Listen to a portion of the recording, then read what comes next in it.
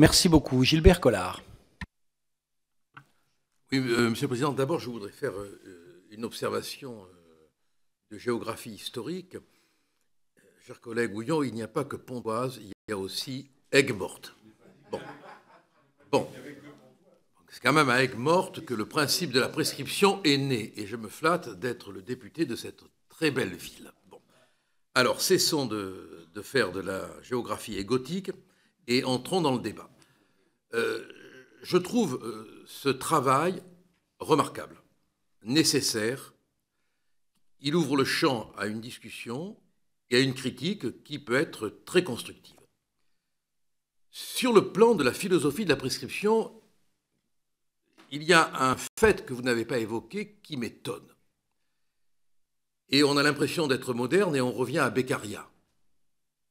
Je vous rappelle quand même que dans son traité, c'est l'un des premiers, il rappelle que la prescription existe non pas en raison de l'oubli, mais en raison du fait que le temps qui s'écoule peut transformer l'homme.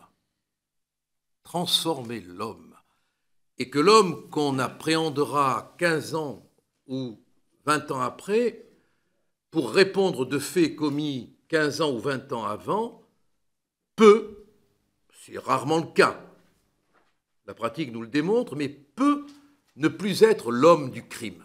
C'est ça l'idée de la prescription, fondamentalement. Et je sais que vous êtes amateur de Cicéron, il l'a clairement dit, dans plusieurs de ses plaidoyers. Le temps qui passe peut transformer l'homme. Alors on est obligé, si on veut demeurer dans un humanisme judiciaire, d'avoir présent à l'esprit cette idée que le temps qui s'écoule, s'il n'est pas interrompu du point de vue de la prescription, ne risque-t-il pas de nous amener à juger un homme qui n'est plus le même? C'est une question que je pose. Je n'ai pas la réponse. Mais je crois qu'on n'a pas le droit, dans un débat démocratique et humaniste, de faire l'impasse là-dessus. On en a vu peu, mais on en a vu. Ensuite, je trouve que l'ensemble des propositions que vous faites est recevable sur le plan criminel. Je ne le discute pas. Sur le plan correctionnel, j'ai des éléments de discussion. Sur le plan contraventionnel, je pense qu'il faut cesser de persécuter les petites gens pour de petites infractions. Je crois que là, il faut arrêter. Mais il y a un danger dans cet allongement de la prescription, c'est qu'on risque, en prolongeant la prescription, de prolonger les lenteurs de la justice. Voilà.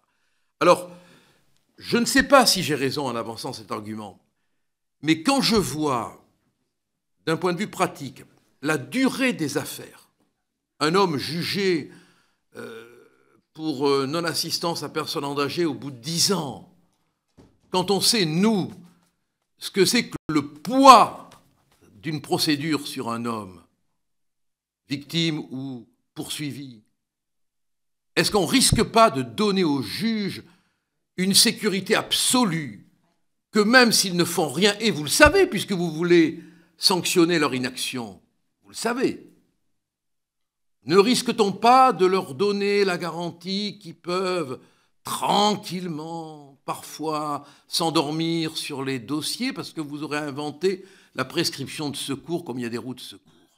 Je crois que la question mérite d'être posée et d'être débattue calmement et objectivement parce qu'on est dans un sujet qui ne souffre pas la polémique. Bon, pour une fois, ça m'arrive, une fois par siècle. Bon. Quand vous abordez l'imprescriptibilité des crimes de guerre, je voudrais savoir si vous intégrez dans le crime de guerre le terrorisme ou pas. Parce que s'il y a un crime qui doit être imprescriptible aujourd'hui, c'est bien l'acte de terrorisme. D'autant plus qu'on sait qu'il peut y avoir des évasions frontalières et que l'auteur d'un acte de terrorisme peut être retrouvé 5 ans, 6 ans, 7 ans, 8 ans, 9 ans, 10 ans, 11 ans après. Donc il faudrait poser en principe que le terrorisme, c'est la guerre, et faire entrer la notion de terrorisme dans le crime de guerre. Le libre arbitre. Alors là, je suis franchement surpris quand vous voulez faire échapper la notion de libre arbitre à la possibilité de prescrire qu'à partir du moment où le libre arbitre est retrouvé. Quelqu'un qui n'a pas son libre arbitre, c'est un fantôme dans un procès. C'est un fantôme dans son drame. Il ne sait pas, il ne peut pas. Il est comme le personnage de Goya, il crie mais on ne l'entend pas. On ne l'entend pas. Ce n'est pas une plaidoirie, c'est du vécu. Non mais je veux dire qu'il faut rencontrer quelqu'un dans la vie qui a souffert par exemple la servitude et les mauvais traitements, qui était en profonde dépression, qui ne pouvait même pas parler tellement il avait de médicaments, et qui, allant mieux un jour, à la faveur d'une rencontre, découvre, on ne peut pas le priver quand même, au prétexte qu'il était en état d'incapacité, du droit, dès qu'il retrouve cette capacité, à ester en justice. Je vous demande de réfléchir sur cet aspect. Vous avez dû en voir de ces autistes du droit qui vont mieux un jour et qui nous racontent comment pendant des années et des années ils ont souffert sans pouvoir réagir parce que les médicaments étaient trop lourds et qu'à un moment donné ils arrivent à réagir. En ce qui concerne la théorie presque ecclésiale de la révélation, mais j'ai affaire à un spécialiste du droit canonique, il est vrai, qui n'a pas pu poursuivre ses œuvres, mais qui aurait pu et qui aurait été brillant. Je pense que c'est une jurisprudence pour les maîtres chanteurs, très dangereuse, très dangereuse. Elle a son utilité, parce qu'il ne faut pas non plus permettre à ceux qui savent bien planquer les affaires de s'en sortir. Mais vous vous rendez compte l'instrument de chantage que ça peut constituer dans une vie sociale. Le fait ne part pour déclencher la prescription qu'à partir de la révélation. Mais on peut être braqué toute sa vie par une révélation possible. Toute sa vie. Et malgré le temps qui passe, malgré le fait que la société a été vendue, malgré qu'elle a été rachetée, malgré que les parents ont été transmises, et puis un jour, souvent c'est un divorce, attention au divorce, souvent c'est un divorce, et on a un élément de vengeance qui vient. Il faut y réfléchir à tout ça. Et puis, avant de conclure, je trouve que vous ne prenez pas en considération, c'est le cas de le dire, l'honneur et la considération.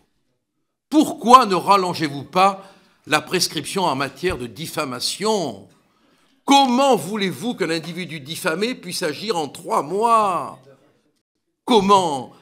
Étant précisé en plus, et je ne sais si nos collègues le savent, qu'il faut que l'avocat conclue, même si le procès dure 1 an, tous les 3 mois pour ne pas interrompre la prescription. C'est-à-dire que quelqu'un qui est diffamé, non seulement son affaire sera jugée au bout d'1 an, mais si l'avocat oublie de conclure, c'est terminé. Son honneur et sa considération, on s'en fout.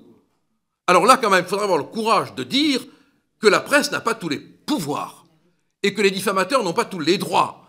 Et qu'en 3 mois, quand on prend une bordée de diffamation, une bordée d'injures, on n'a pas le temps de réagir. On n'a pas le temps. Il faut se remettre d'abord.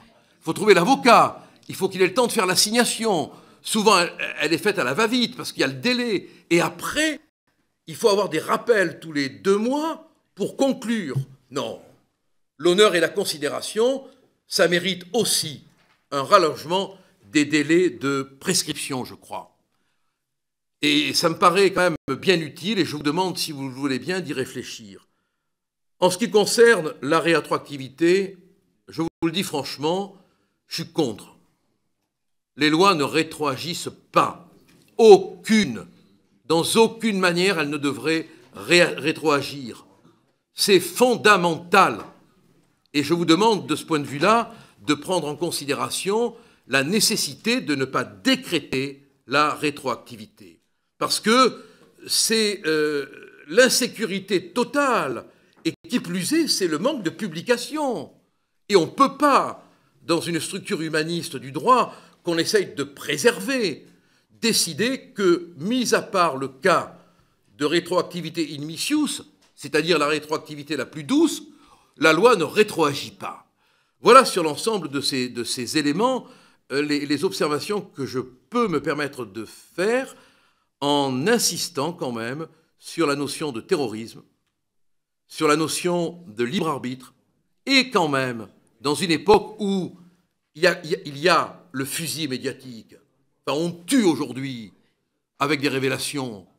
On tue. Faire en sorte que l'honneur et la considération soient aussi protégés par des prescriptions plus longues et qui permettent vraiment de réagir. Merci, monsieur.